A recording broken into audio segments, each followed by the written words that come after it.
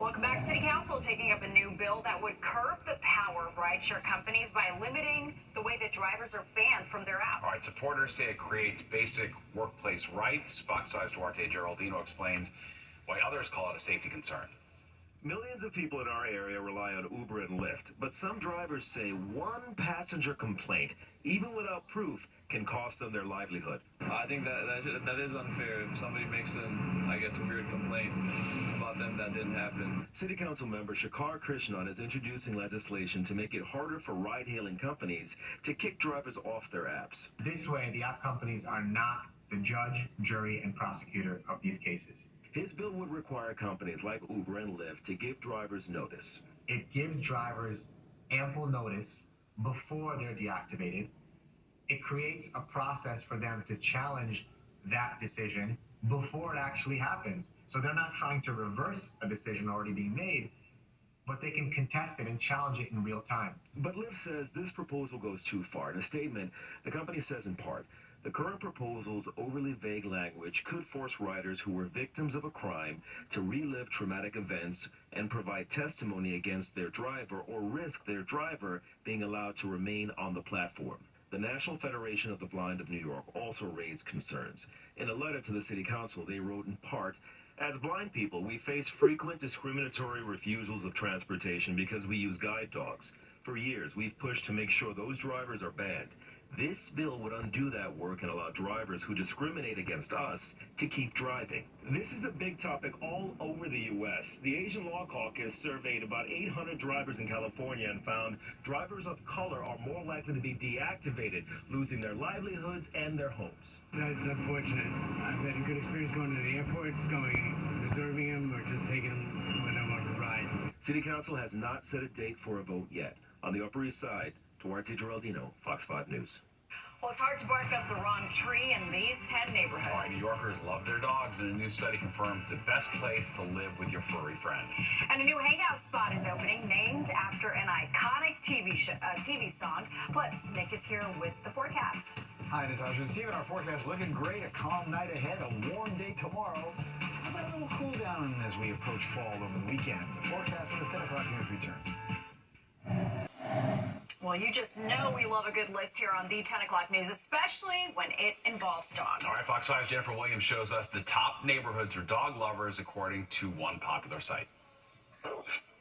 Street Easy named the top 10 neighborhoods for dog lovers, and the Upper West Side easily made the cut. Right, you got Central Park, you got Riverside Park, you got Dog Park here, Dog Park 10 blocks north. I think in terms of greenery, space, dog-friendly, establishments plus park space, I think there's no better place to have a dog in Manhattan, easily. I think it's probably the proximity to the park here and the fact that you can sort of walk out your front door and be out in nature very quickly. It's great for them.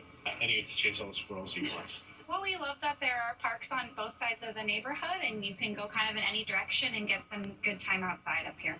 Really, the nature of people who live here is that we love living creatures who need to be loved as we do. Pet expert Adrienne Arden says the list is pretty spot on.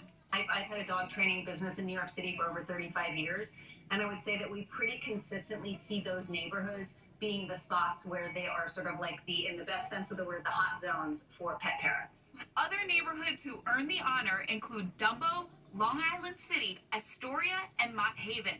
The list was created by looking at the amount of pet-friendly units available, number of registered dog licenses, and access to dedicated dog parks and dog runs. New York City dog people are really, really focused on making sure they give their pets the best quality of life possible. And I think part of that is they make an effort every day to make sure their dogs have really nice social encounters when appropriate, and that they give them walks that are really enriching, and that includes going to local parks. Just sitting at a dog park and relaxing is a serotonin boost because you got the cute puppies and dogs that just come around and just what's not to love, right?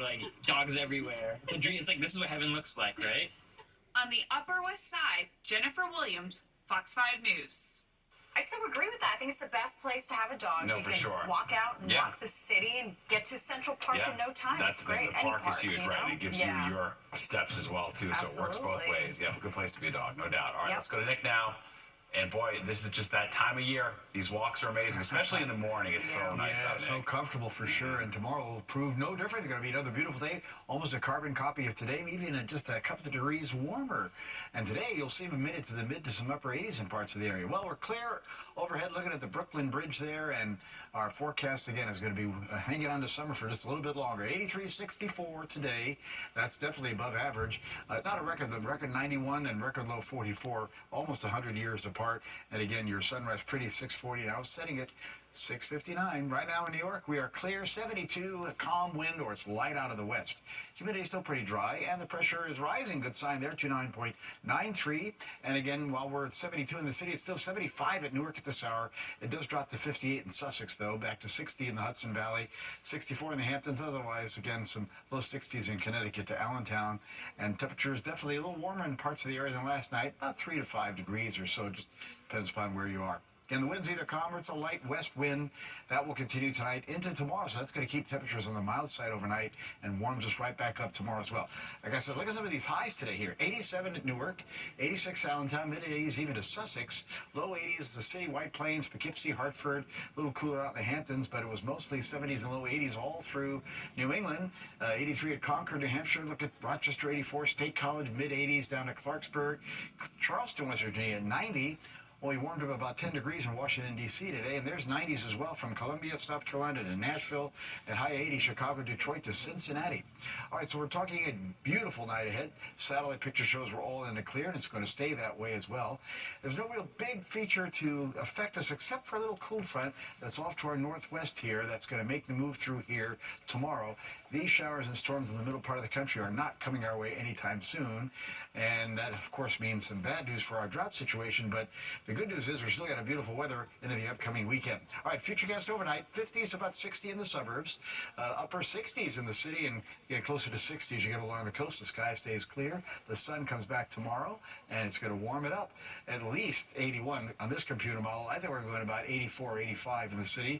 We're probably going to see upper 80s again for Newark, and even 80-degree weather again to the Hudson Valley. Not much of a sea breeze tomorrow, so it should be warm even off to the east end. Tomorrow night, after that cool front passes, notice we go back to the 40s in the cooler spots north and west, high 50s about 60 in the city and along the coast. And then Saturday, beautiful day, just cooler, will be ending up in the lower 70s, which is again a little below average for this time of the year. Here is Tropical Storm Gabrielle, and again kind of holding its own here.